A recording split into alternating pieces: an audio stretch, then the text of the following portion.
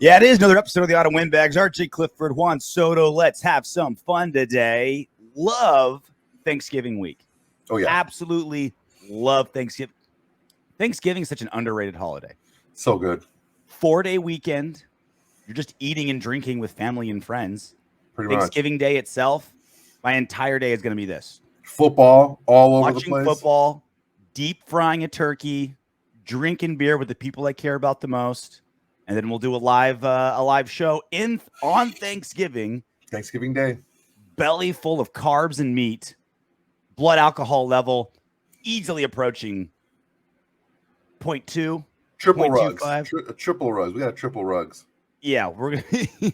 I was gonna make that joke. I was like, too soon. I'm glad you did instead of me.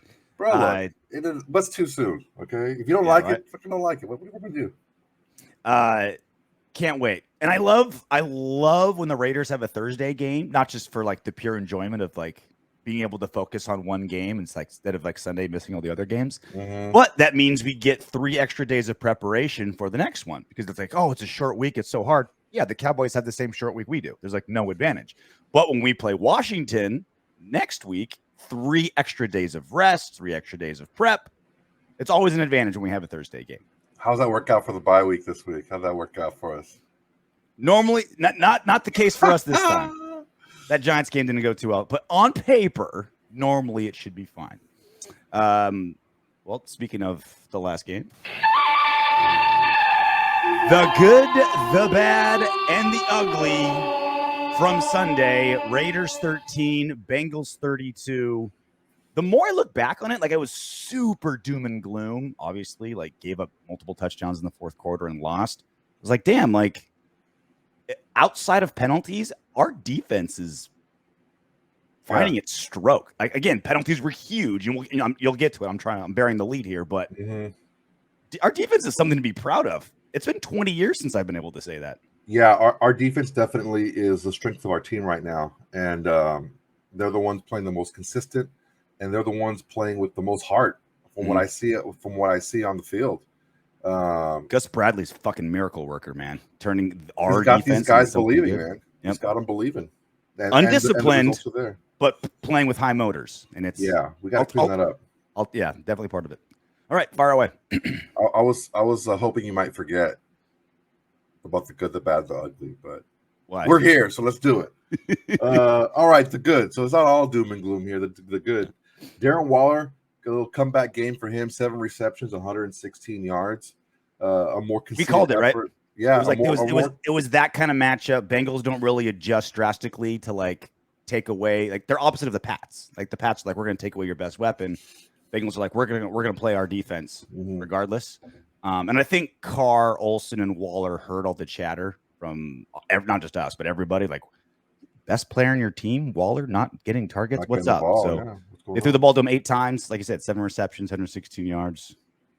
Yeah, played well. The running backs, Jacobs and Drake, both over 4 yards a carry for the first time. I don't know in how long.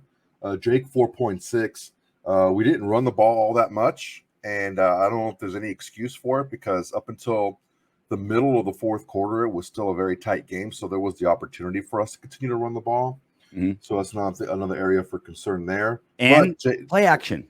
Derek Carr is so good in play action, like phenomenal in play action.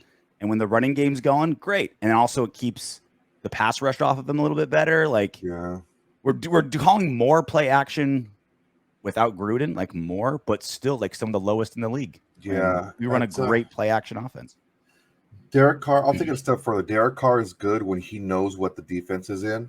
And the play action kind of makes them show their hand a little bit, especially the linebackers over the middle. And it really helps them out a lot. Denzel Perryman, again, thick dicking it. 12 tackles. Every single week, he's on the good, the bad, and the ugly. Just hustling. 12 tackles, 9 solo, 2 tackles for loss, and 2 passes defense. Imagine our run defense if we didn't stumble on Perryman in the offense. If we were fucking relying on Corey Littleton and shit to do that, fuck no. Jonathan Abram, 12 tackles, 6 solo. So he's when he's in the box, like we said before, he's pretty good. This is what I mean about Abram. Like, you were like super doom and gloom after his terrible performance 2 weeks ago. But it's like, look, like he's improved drastically. Like if he keeps improving at this rate, he'll be good. But it's also kind of like, but he's a safety he is guy. what he is. He's a safety. You know, I just okay. We'll have to talk about that some other time. We got a lot to talk about today. Ngakoue with a strip sack, like what, the third play of the game, second play of the game, something like that. Yeah, So first drive of the Bengals. Yeah, great job by Ngakoue there. Leading us to Dude, the bad. I rewatched the return that Levitt had. If he would have just kept going left with his blockers, it would have been like he would have walked in for a touchdown. Yeah, but for some reason, he like cut back inside. And I know you're like, you're a defensive player and you're like running to the end zone. You're not going to have the vision of Barry Sanders, but it's like, man, you're not colorblind, right? You're not colorblind. You see white in front of you, and then you see orange over here. I mean, I would just follow the white. Maybe that's you'd think like a defensive player would just be like, end zone, I'm just going to run that way, right? Like that would have got him a touchdown. But he's like, oh shit, man, you're not Deion. I'm Barry Sanders. I'm gonna juke my way. I'm gonna get on Sports Center top 10. He's like, yeah. I like how we each use a different Sanders. Okay, the bad. Okay. Offense only scored 13 points. It's a big problem. Yep. Again, the offense was 1 for 7 on third down. It was essentially one awesome drive by the offense, and then it was like the defense kind of like 3 points from that, strip sack, return to the 9. Offense didn't do squat, so we got 3, but that was Ngakoue's 3 and Levitt's 3. That amazing one drive, 2 passes to Waller, touchdown to Foster Moreau. That was essentially our offense. That was it, man. The whole game. We only had, dude, this is terrible. 47 plays. That's it. 47 plays. You saw how tired the defense was in that fourth quarter. Yeah, Cincinnati had 70. It's just you can't win if you can't move the ball. We bottled up Joe Mixon decently for the bulk of the game, and then it just until the end of the busted wide open. We were too tired. The turnovers in the fourth didn't help. They were already tired, and you're putting them right back on the field after they get stops. 8 penalties for 77 yards. It's not just the penalties, but when they were. We'll get to that in a second. So that's the bad. The penalties are in the bad, or the Denzel Perryman in the good. Like every single week, Denzel Perryman's in the good. The penalties are in the bad. It's just, and this time it was mostly the defense. I think 7 of those penalties were on defense. Yeah, it's 6 or 7. There's a big difference between playing aggressive and playing reckless, and some of those penalties, like Ngakoue's penalty, it's like, dude, he took like 3 full steps and then he pushed him on the ground. It's like, and then he's like, what did I do? Like, well, you know what the fuck you did. Yeah, it was a baby touch, but like you said, it was like he didn't even slow his stride. Yeah, he had to like cover like 4 yards to get him. And all right, we had a lot of ugly to get through. So ugly, our situational football. So there's four situations, maybe about 8 different instances, 8 different plays. You right over there? I'm allergic to terrible football. Okay, so I start coughing up. I'll break it out in hives. You might have to do. You have to give me CPR by the time this segment's over. Give me my EpiPen. So, number one, after we talked about it, after the fumble recovery from the strip sack, no shots into the end zone. We had 1 running play and 2 passes, at the line of scrimmage or behind, and that's just inexcusable. That's not winning football. You have to push the ball into the end zone after you get even if you get a fumble recovery on the 50. Well, normally one of the first 2 plays is you throwing the ball deep, like you're trying to push and like make the opposing team pay, and we really didn't do that. And mostly I think it was just lack of confidence, lack of aggression, and we need to be more aggressive. We had 3 penalties on third down stops, resulting in 10 points by the Bengals. So these are 10 points that they would not have gotten because we had already stopped the offense and they were going to punt. They were already 3rd and long. It wasn't like, it's going to be a 4th and 2, a 4th and 3, anything like that. These were 3rd and longs. We had stopped them. It was going to be our ball, and stupid plays ended up costing us. Again, the second week in a row, a 2-for-1 opportunity at the end of the game. At the end of the half. We had the ball coming out of the second half. We have the ball at the end of the first half. And instead of going 3 and out and kicking the ball away, We complete a pass over the middle, and Carr is like, let's hurry up to the line. Well, we have 2 timeouts, and way too much time ran off the clock. That's on the coaches for not having plays ready to go. And that's also Carr having that internal clock and not just calling the timeout himself and saving that time and giving yourself an opportunity to score in these crucial situations. We talked about it last week. Good teams, good coaches, good quarterbacks, they find ways to put yourself in the position to score points and double dip when you have that ball at the end of the half and leading into the second half. I feel like situational football, like there's a ton of blame to go around, but it's the perfect example of where, like, what's the leadership right now on this team? Seriously, like, it used to be Gruden, the czar, in charge of everything. Like, everyone was soldiers and did what he said.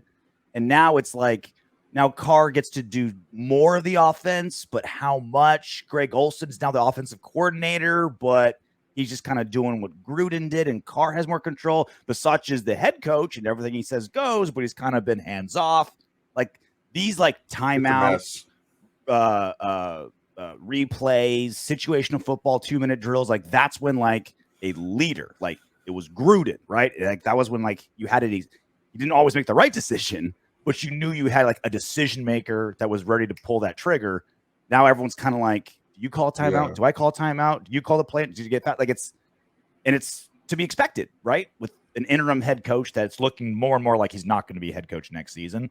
Yeah. Offensive coordinator who kind of got thrust into a bigger role than he was expected. Carr, who's been trained for 3 years under Gruden to just be yes sir, no sir, I'm a soldier. Now he has control. It's like, who's in charge of these situations now? There's not strong leadership because no one really knows who's supposed to be in charge.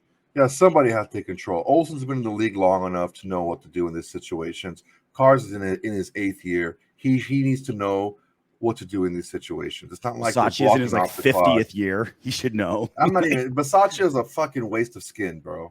He could be a good guy, galvanizing guy, but as far as coaching goes and leadership, he just doesn't have it. I don't see it. We're getting worse and worse every week. I still stand by what I said when he came on, where he was kind of like, he was the best case scenario in the situation we're in, where it's like, he's not going to come in and like change the colors of the curtains and like overhaul everything. It's like, it's too late. We're mid-season. It's like, Olson, do your thing. Bradley, do your thing. Let me kind of just oversee everything, try to keep it all together, but like let each little fiefdom kind of like run itself, and he just kind of oversees it all, which is all we could really have right now. If someone came in and tried to do a major overhaul mid-season, it would just all fall apart. But you're right. Like, long-term leadership, he's showing he's not the guy. I mean, it's a reason he's been in the league so long and never had a chance at a head coaching job. There's a reason for that. It's not that everyone else was wrong. There's something that's not there. So he's a nice guy. Great. Love to have a beer with the guy. But as far as coaching my team, you can fucking keep it. Okay. Well, I think he's a great special teams coordinator. Like, yeah, but head coach, with AJ Cole, but head coaching, interim head coach in a weird season. Okay, that's like the ceiling. Yeah. So number 4, the last one, an interception and a non-contact fumble late in the fourth quarter, giving up 10 points. Those turnovers in the fourth quarter, especially in the second half, contact fumble. It was ugly, but his legs were hit, and the ball wasn't touched. So that's what I'm talking about. Derek Carr, nobody swiped his arm, and nobody hit his arm to make him fumble the ball. Our offensive game plan and our adjustments mid-game are just non-existent. You talk about the Bengals being a defense. It's like, this is what we run. We're going to run it. That's the Raiders. This is our offense. This is what we're going to run it. Whether you stop it or not, we're going to just keep running our offense, and it's just not working. Mm-hmm. We talked about it there. 2 turnovers by Carr in the fourth. It's just, you can't have it. That's Carr. We allowed 19 points in the fourth quarter. Pretty rough. 10 off of 2 turnovers. So I want to give you a quick stat. And you have to trust me here, but I actually did all the work. Our last 3 games. Uh-oh, Mr. Fake News and his stats? No. Time to double check it. Please have everyone double check these. This shit was on here yesterday, bro. You could have checked this yesterday. The last 3 games, we're 0-3. We have scored 43 points. I can confirm that stat is correct. We are 0-3 in the last 3 games. Our opponents have scored 96 points. Our third down conversion percentage, the last 3 games are 5 for 28, and our opponents are 23 for 43. pretty damn ugly. Pretty damn right. ugly. Yeah. Well, in all fairness, we're playing amazing offenses like the Giants and the Bengals. And a Chiefs team who didn't score more than 25 points the last 5 games. A Chiefs team that was held to what? 13 by the Cowboys? Something like that. Here's another bad stat. Ugly stat. Red zone offense in the last 3 games, we're 3 for 11. And the 11 sounds great, but it's only because we had 6 in one game. Our opponents are 5 for 8 in the red zone in these last 3 games. Well over 50%. And here's another quick thing that I picked up. Heading into week 10, so after 9 weeks, 32 games were decided by a score within the last 2 minutes or overtime. 32 games. That's a lot of games, a lot of close games.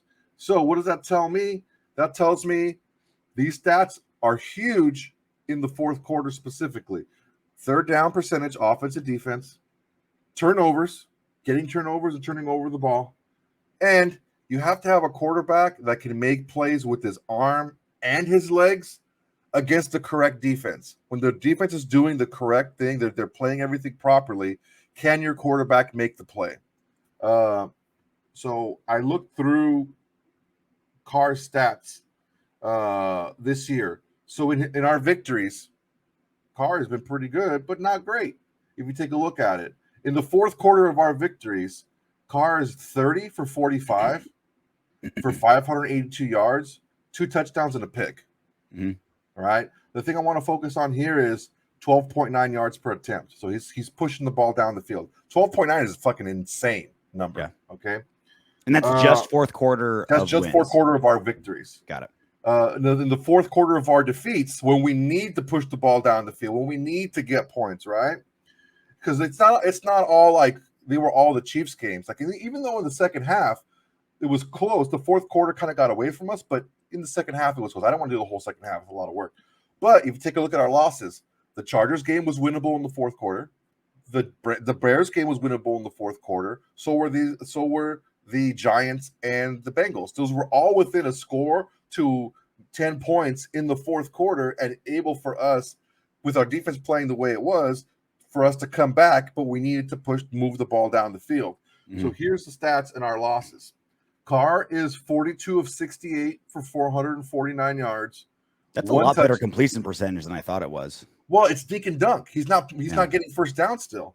1 touchdown, 3 interceptions, and 2 lost fumbles. 5 giveaways in these losses in the fourth quarter only. Mm-hmm. And that's only a 6.6 yards per attempt.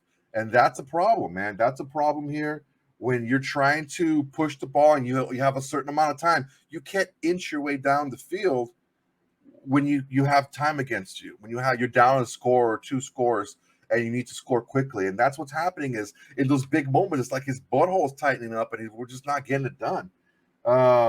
So if you want the grand total in the fourth quarter, wins and losses, 72 for 113, 1,031 yards, 3 touchdowns, 4 picks, 2 fumbles, and 9 yards per attempt. You know what stat that's crazy that I just saw? You know, we're talking about, like, you know, Carr's just being dink and dunk in the losses, and I'm with you. Like, when we open up, it's when we're best, you know? The Raiders still lead the league in big plays over 20 yards with 15, not since the beginning of the season, since week 9. Yeah. Since the offenses fell apart, we still lead in big plays over 20 yards with 15. Second is 11. Yeah. The team with the second most. We're still the best deep passing team in football. I just don't. What do we call it? What do we try to? This is why stats like this really piss me off, because some slapdick like me can figure out, hey, this is the problem. This is what we're doing wrong. And the thing is you don't have to have big plays where you're throwing 20, 25, 40 yards down the field. Throw 7, throw 8 yards. You know, throw those intermediate passes. He's not doing that. He's throwing the ball 2, 3, 4 yards down the field. And it's the defenses are doing what we do to them. Is they're just, okay, he's going to dink it and then just run up and make the tackle. And that's what's happening. We don't have the guys that are going to make that first person miss. But he's also throwing it deep, like successfully. It's just like, and again, who's in charge of that, right? Is Carr being Carr be given plays that are supposed to be dink and dunk, or is he giving plays that are supposed to go deep and he's just being conservative? Yes, again, the second one. You're sure of that? You're 100% I'm watching sure the that. plays. I'm watching the plays. I'm watching the game film. The game film's up on NFL. Because I see a lot of his progression. Like you sent a tape today of Carr missing a wide open Deshaun Jackson. And you can, Zay Jones, sorry. But you saw how Carr's like awesomely smart pre-snap, but he was fooled here, where he thought it was going to be like man. That was like a zero man. Mm-hmm. But it turned into a 2 deep, right? They disguised the coverage and like fooled him. And so he went to his first read that's supposed to be a man, is the choice route to Renfro. But because he was fooled and it was zone, he had Zay Jones wide open. Wide open for a touchdown. Wide open for a touchdown, like right in the end zone. So it's this weird, like he was doing what the book said based on his read, but his read was wrong. And that's like what screwed it all up. So it's this weird, like he's doing what he's supposed to based on his read, but because he got that wrong, like he's so smart that he's like so programmed, right? Yeah, and that's the thing is, you know when you're programmed. This is where Carr gets the game manager moniker. This is where he gets it from. Is what he's going to do in certain situations, so you can defend him. It's easier to defend him when you know what he's going to do when you do certain things. So if we do this, he'll just check it down. If you can fool him pre-snap, which is hard, then he's like, all right. Well, it hasn't been that hard recently. The last few, the fucking Giants did it. The issue that we're having here is I talked about it with Marcus. Is the reason Carr is having more success earlier this year is his progression was deep to short. Now he's gotten back to the old way where his progression is just like, okay, my initial's not open, let me dump it off. He's not looking deep. If he was looking deep to short, he would have seen Zay Jones. He would have let it rip. We would have had a chance for a touchdown. And one thing that really irked me about the last but that's game, my point, though, is like that the read for that, again, that's my point. The read for that play is man, choice route, Renfro. Right? So it's like it's not a deep to short. It's man this way, zone this way, and he got that wrong. So that's kind of my point. It's like he's not being aggressive at, like, again, he's still being successful, aggressive, leads the league in deep yards. And when the offense has been stagnant since week 9, he's still crushing it in deep plays. It's just his pre-snap reads have again, he outsmarts himself. He's like, well, the formula says this, right? X plus Y means I have to do Z, as opposed to X plus Y. Oh, that's not right. Holy shit, Zay Jones is open, go. It's just like, again, he's just been so programmed to be a soldier of just like X plus Z instead of, he needs more Brett Favre in him. He needs more, and you're reading from my playbook from the offseason. He needs to be able to rip the ball more. I'll take the turnovers if he's pushing the ball and looking in the end zone. If he's just, making turnovers because he's making dumb passes. If he's throwing 50-50 balls to Waller in the end zone, and that's one thing. It's like, if he's throwing into double coverage to Zay Jones, that's a big problem. Yeah. One thing that really pissed me off was they're like, oh, well, where's Derek Carr supposed to go with this ball? The one replay that the fucking CBS freaking crew gave us, and you look in the corner, in the bottom, maybe about 15 yards down the field, you have Waller on a corner, one-on-one. That's where the ball goes. Yeah. It's like, whoa, who's open?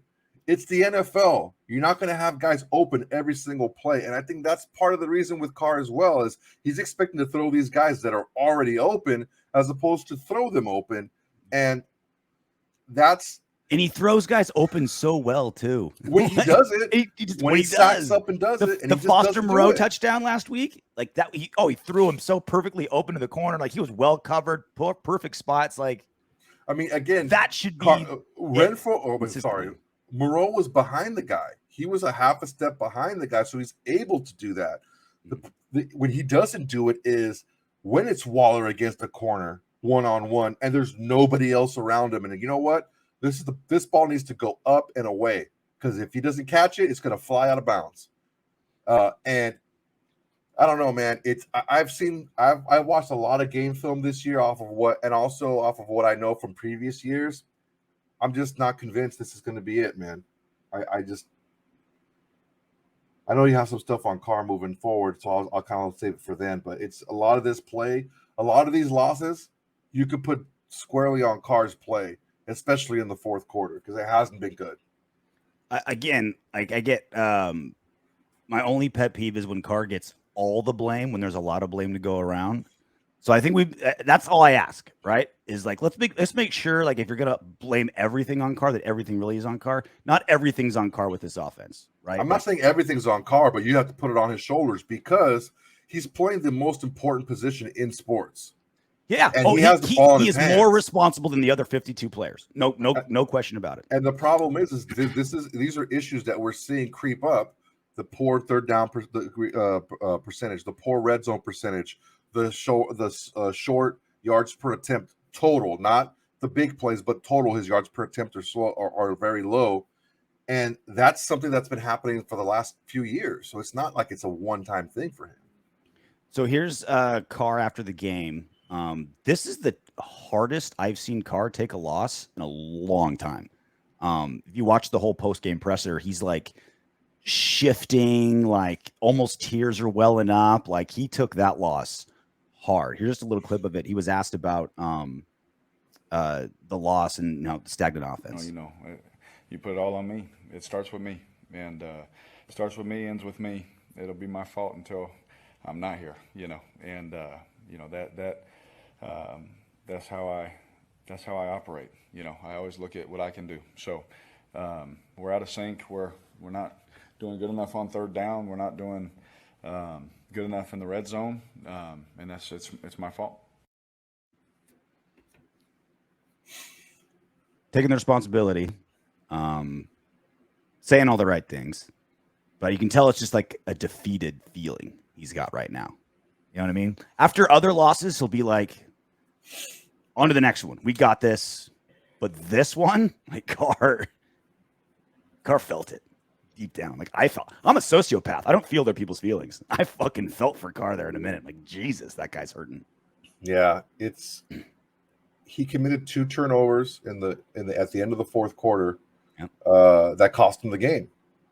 So I'm not trying to heap everything on him, but when you look at that, because you said it before about, we have great meat and potato stats, and those stats are fool's gold, man. You have to look at they're important. They're important, but they can easily be swallowed up. Yeah, they matter, but they can be swallowed up. You let me finish. They don't matter when it's a winnable game in the fourth quarter and you shit the bed.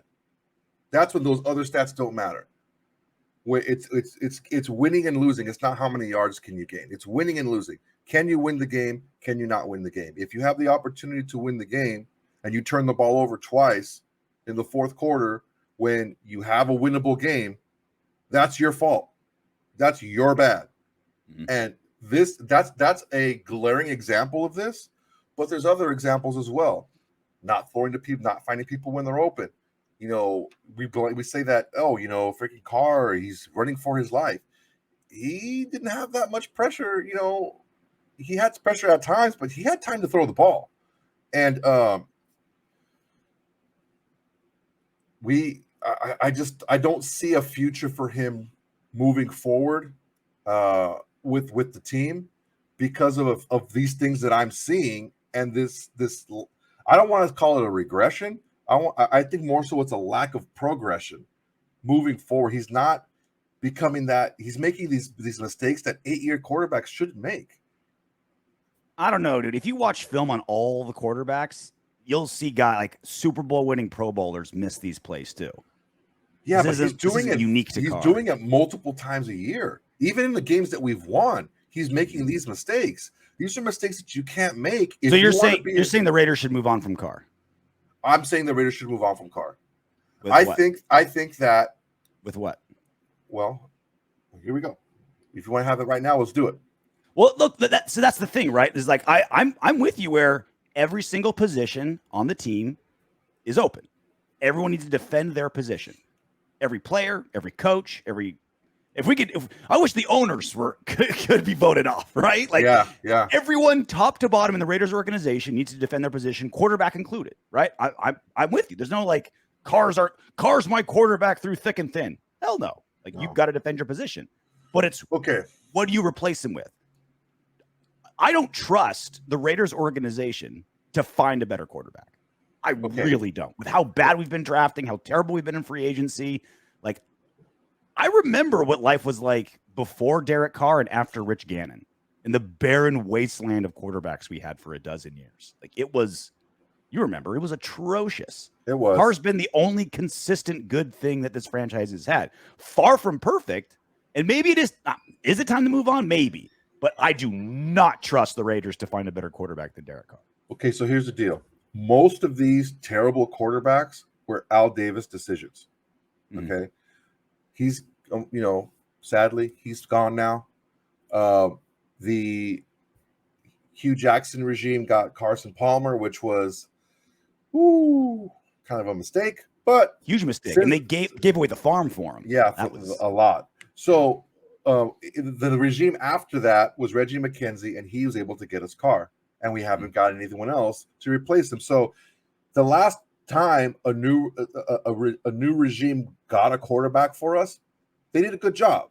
So let's not look at it as in the sense of look at all these bad quarterbacks we had in the past, because those were all Al Davis decisions. Okay, moving forward, what I feel we need to do, if I was Mark Davis, I would start at the very top, and I would get a good, solid football person, a football mind, to be team president. No more of this head coach / team president, GM / this. No, I don't want any Cordell Stewart / bullshit. And you trust Mark Davis to make the right decision there. I trust what I trust is the fact that Derek Carr is not the guy for us. That's what I trust, because Derek Carr is the type of player that needs too much around him to have a winning team, a winning season. He needs too much around him to make that happen consistently. If, let's say, for example, we traded him to the Browns, or we traded him to the Saints, some team that's already set and has a lot of weapons, okay, that's where he would be fucking great. But he's never going to be that here, because we need too much. Our quarterback needs to be more dynamic and be able to cover up more stink than what Derek Carr can do. Unfortunately, we have him in here. I would love to have the best player at every position. I don't trust the Raiders organization. I think we agree more than we disagree on this. But I think where we disagree is the fact that you're saying, well, it's not about getting somebody better than Carr right now.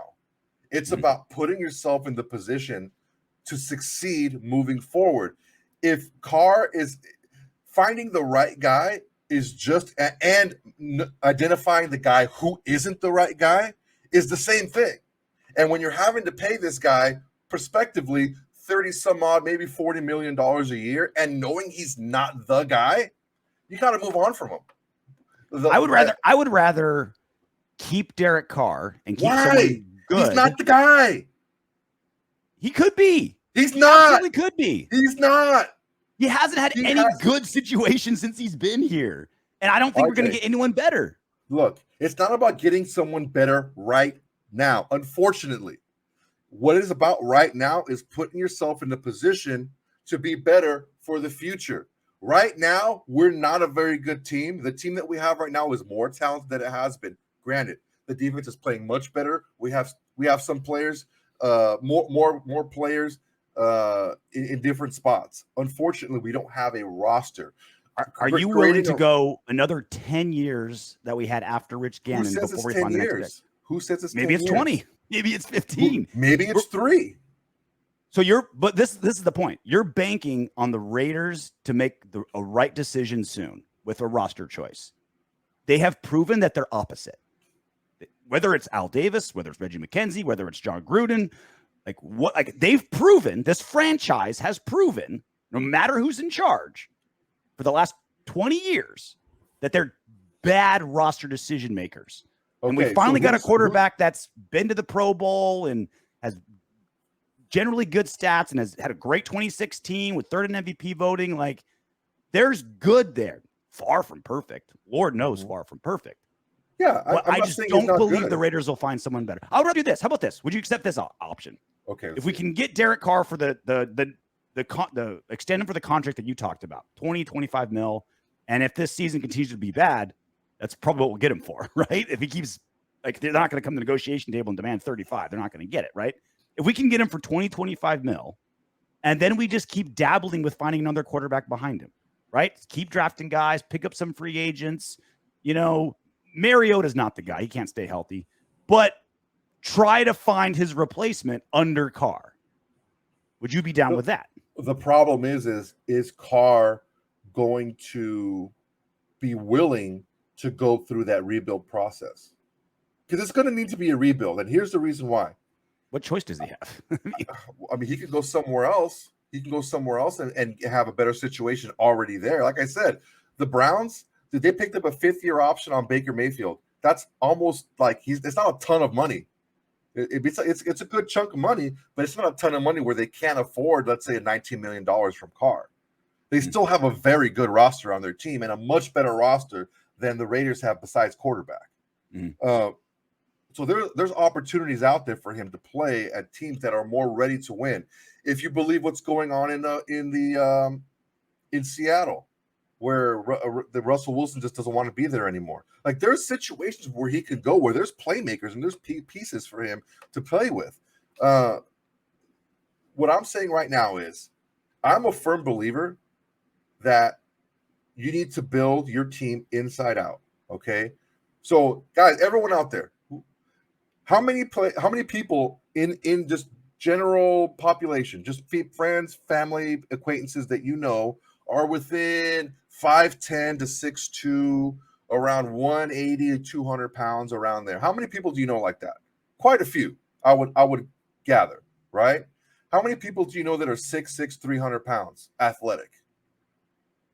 Just Not me. Not many, right? Just RJ.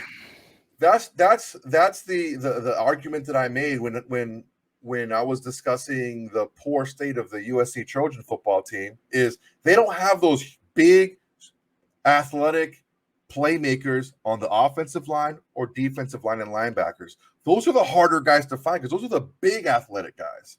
You can find playmakers like these other guys. You see them on rosters who aren't even playing that much right now. Mm-hmm. You need to find those big. Start with your offensive line. Start with your defensive line. Get that solidified, and then work your way out. It's going to take some time. It's not going to be right away. Maybe it'll be 1 or 2 years, and we can get this thing rolling again. But the thing is you can't have a player that needs so much like Carr needs and have him make that much money. Now, I am saying when he does have the situation, he is worth that $35+ million a year. But that situation is not here. Again, I see no reason to believe that this organization can find a better quarterback than Derek Carr. RJ, but the thing is, like I don't see said, it. Finding the new guy and knowing what you have is not going to win. It's like you're playing poker. I know for a fact my hand is not going to fucking win. This is not a winning hand. See, you're way more down on Carr than I think he deserves. Like, that 2016 season was amazing. Like, early in this season was amazing. Like, he's capable. He's proven he's capable. We were talking MVP with him in 2016. We're talking MVP in the first quarter of this season. Like, the problem is the season is more than he's a not quarter Baker. long. He had 1 year. He had 1 year that he was good throughout the whole year. At no other time in his career has he been good throughout the year. What that shows me is not only have teams learned how to defend the system in which Carr works, they learn how to defend Carr himself and how to confuse Carr himself and how to bait Carr to go to these check down mode. And that's the problem that I'm seeing here is he's not dynamic enough to play through those situations. And I've seen it on tape. I've seen it in our wins. I've seen it in our losses. I'm not saying every single one of his comeback wins has been a back and forth game, but the majority, given the poor play of his defense at the time, those are back and forth scores where he was able to manage the clock well and get the score towards the end of the game. We're seeing right now in 4 of the 5 losses, he's within a score to 10 points in every one of those games in the fourth quarter, and his play specifically has cost us the game.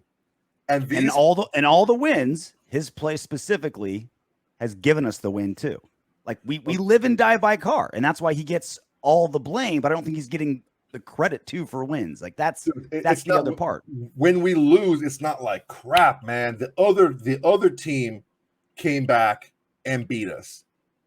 It's not that. It's his play causes the team to implode. Carr's play, in the fourth quarter, in 4 of those 5, and in one of those games, it was in the third quarter. But in the second half, let's just say his play causes his inability to convert third down conversions, turning over the ball, not pushing the ball deep, and putting himself in the position to be in a bunch of third downs. That play causes these games to get out of hand because the defense gets tired at the end of the game. These are all winnable games, except for the Chiefs game in the fourth quarter. Every single game that we've had has been winnable in the fourth quarter. When I say winnable, I mean within 10 points, 10 to 14 points. I think only one time was 14. Just the Chiefs, I think. The Chiefs was the fourth quarter was already blown out. But dude, this is money time. This is the time. This is macho time, right? This is time when you need to fucking sack up and you need to prove your worth as a quarterback, as the leader of this team on the field, as the guy that says we need to do better. I need to do better. Well, where's the better? When you're the one costing us with your mistakes and your inability to read these defenses and your inability to push the ball down the field when you need to, where is it? It was in the 5 wins. It's not there. It was in the 5. It wasn't there in the 5 losses. It was there in the 5 wins. And that's my point is So he's a 500 quarterback then because he does it half the time and the other half he doesn't. That's not winning football. This is a conversation we're going to have throughout all season and off season. Like this isn't a conversation that's going to go away. But you know, I don't trust this organization to find someone better than Carr. If we get rid of him, I just fear we'll have another 12 years, like in the post-Gannon era, of just complete trash. And that's what I'm worried about more. I hear what you're saying. I understand that, man. I have that issue as well. But the thing is when you know what you have and what you have is not enough, that's a problem. And I'd rather build around Carr than take the risk of getting a new quarterback and then hoping like we stumble on Aaron Rodgers. Fucking Apollo. Apollo, what the fuck are you doing? It's bad luck. All right, we got to keep rolling here. This is obviously a conversation we're going to continue to have throughout the course of the season. Dude, guys, let me know what you think, guys. I mean, yeah. I've seen a lot of tape. If you guys have watched the tape, just let me know what you think, good, bad, or indifferent. Just let me know, man, because honestly, I don't think I'm that far off. But go ahead. Sorry. Raiders versus Cowboys. Yep. Again, love Thursday game. Love when the Raiders play on Thursday. Love when they play on Thanksgiving. I was at the last time the Raiders played the Cowboys on Thanksgiving 2013. Tailgating that stadium on Thanksgiving was awesome. That's when I discovered that you can just eat chili out of a red Solo cup and just drink chili. I was like, this is genius. Beer in one hand, lunch in the other. It's like, oh, this is perfect. This is amazing. Also, great recipe for diarrhea if you want it. But it was obviously explosive. Fantastic day. It's going to be an awesome game on Thursday, win or lose. I'm going to enjoy it. I've decided right now, no matter what happens in the game, I'm going to enjoy Thursday no matter what. We'll do a post-game show right after. Interesting game. Like it's two teams where the offense was supposed to like shine, but the defense has been the one keeping them in games recently. Yeah. Random. Like we did not see that coming. The Cowboys are going to be without their top 2 receivers. Amari Cooper for sure out. CeeDee Lamb in concussion protocol in a short week. Very unlikely. Maybe a miracle. Very unlikely. Yeah, he plays. Michael Gallup, though, back off of IR. So at least they got their number 3 guy back. But again, it's going to be, I think, a steady diet of Ezekiel Elliott if they have 2 brains about him. Tony Pollard, too. Mm-hmm. Forget about him. Cowboys 7-point favorites on Thanksgiving. Yeah.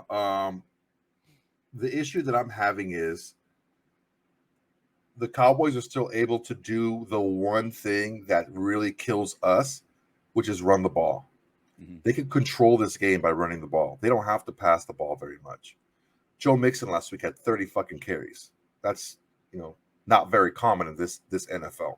Yep. So if they can still, and they have two backs that are really good. They have an elite back in Ezekiel Elliott, and the Tony Pollard is a really good back.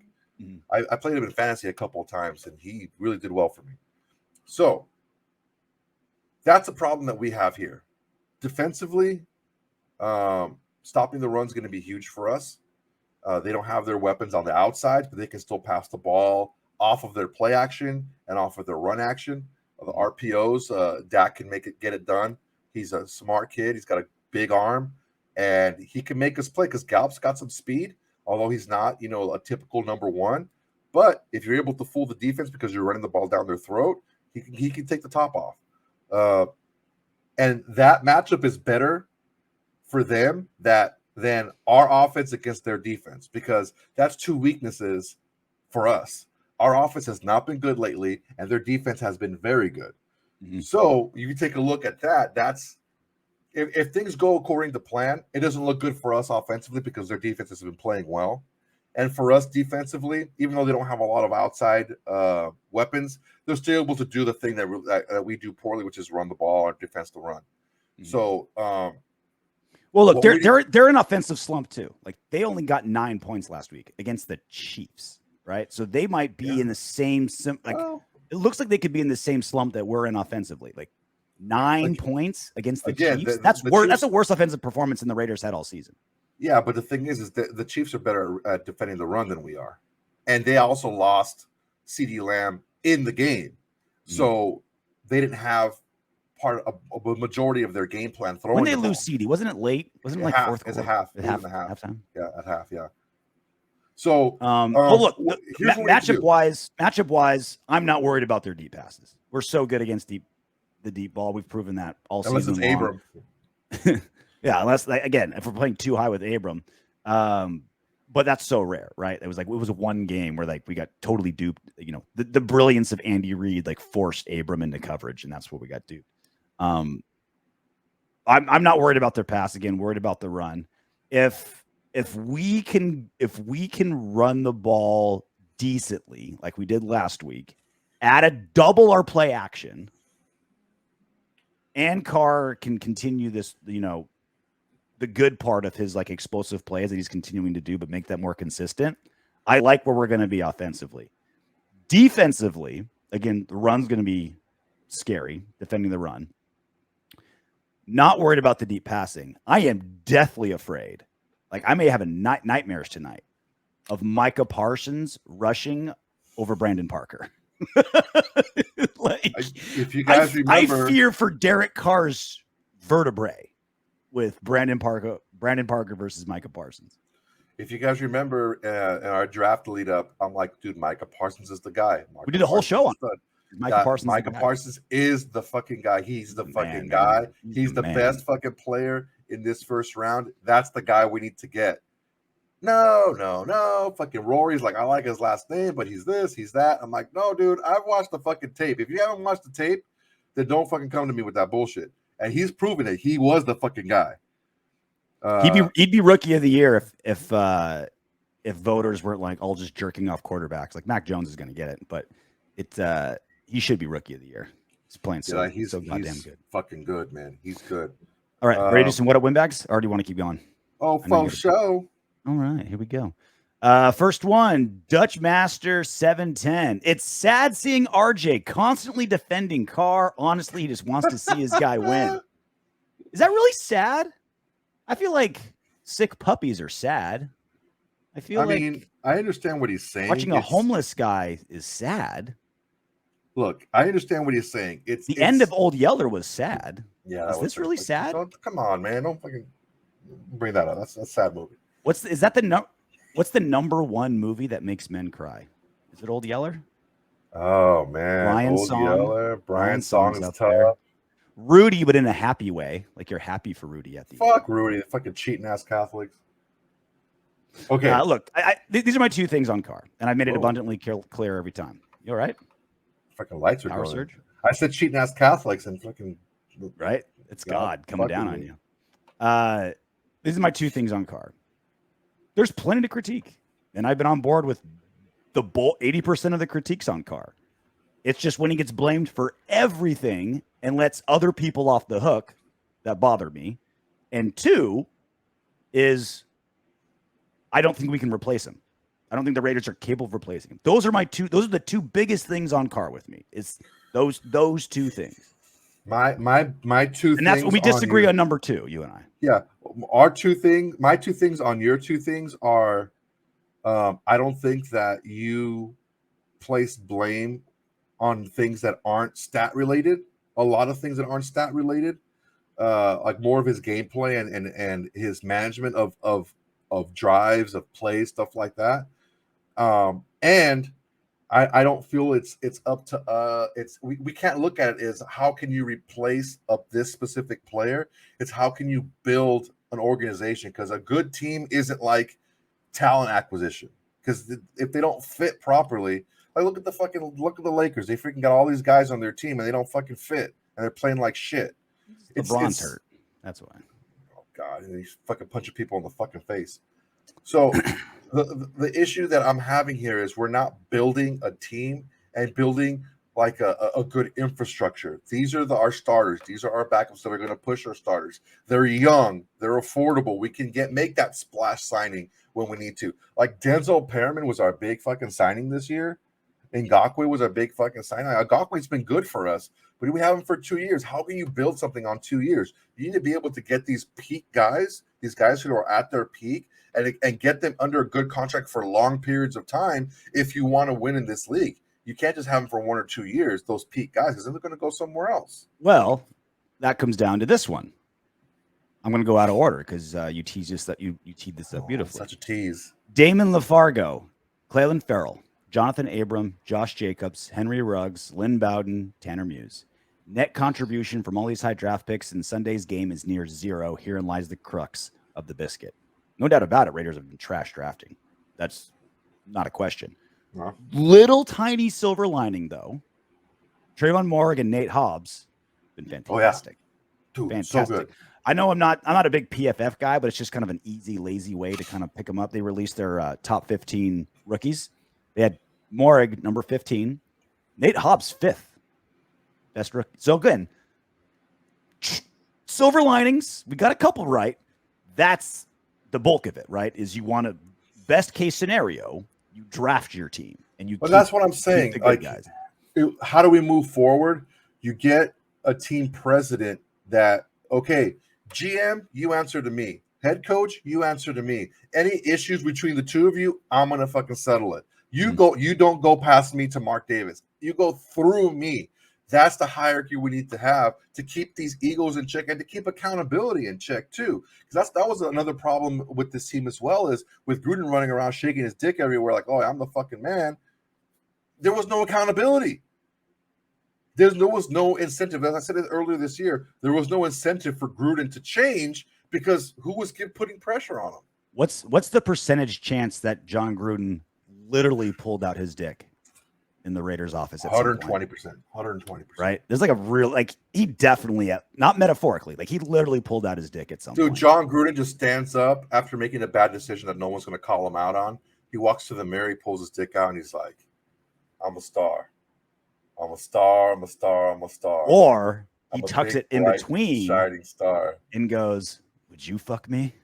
I'd fuck me." Putting lipstick on. Last one, John Q. Time and situation sucks. Horses. Why do the Raiders' offensive plays look better when they're losing? It's like they're allergic to winning by 4 touchdowns. They help the opposing team by being so conservative. Even the plays they choose to run on 3rd down are cloud of dust or 30-yard bombs. It really is like a faster Feeman offense, right? It's either beautiful explosive play or trash. That's exactly what I said earlier. So hard to today. get the little. That's exactly what I said earlier today. It's not all about throwing the ball 25 yards down the field. It's 7, 8, 10 yards down. That middle section, I don't know what's wrong with Carr. He's just not throwing it there. He's when he does, it turns into 25 yards. You know, it turns it. Those guys are able to run with the ball. I know Edwards has gotten a couple of those where he's able to break a tackle. He's a big kid. able to break a tackle on a corner, and he's, the safety's dragging him down 20 to 25 yards down the field. It's very concerning to me that when they're losing the same way. That shows me that defenses have found ways to defend us and make us predictable, and we just fall into it. What's your go-to meal on Thanksgiving? You know what? I'm more of a sides guy. What's your plate look like? So I got a little bit of turkey, a little bit of ham. You got to have mashed potatoes and gravy. You got to have some cranberry sauce. Are you a gravy on everything? I'm a gravy on everything guy. Okay. So I like to make a little spoonful. I get a little bit of mashed potatoes and gravy, some cranberry sauce, some stuffing, maybe some corn or whatever you have, like green bean casserole if you got that. Just make it into one bite and put it on top of like a piece of turkey or something, and just like a little popper. Here's the two key elements for Thanksgiving. And the first one, that some people are going to laugh at me, but hear me out. You got to mix in some vegetables because it's like it allows you to keep eating more, because it's like a cool down bite. You know what I mean? Like you got to load up on the mashed potatoes, mac and cheese, turkey, ham, get all that in there. But you got to have like your green beans, your salad or something, broccoli, whatever, just to kind of like change it up. Yeah, like you got to add like it'll help you be able to eat more in the long run. And two, your hands are this fork and either roll or tortilla, and you just use that as an extra utensil. You got to push it on because a lot of the stuff is slippery. You know what I'm saying? You push it all on the tortilla or the roll or bread or whatever you got, and then you bite off of that. Clutch. For those who are saying tortilla, what the fuck? Listen, don't judge. I am a roll guy, though. I'm a roll guy. Tortilla is a better utensil than chopsticks. Oh, yeah. Right now. It's a great utensil. All right. Enjoy your Thanksgiving, everybody. We will be back doing a post-game show immediately following Raiders versus Cowboys. Very full blood alcohol level of around 0.2-ish. Until then, knock on wood if you're with me.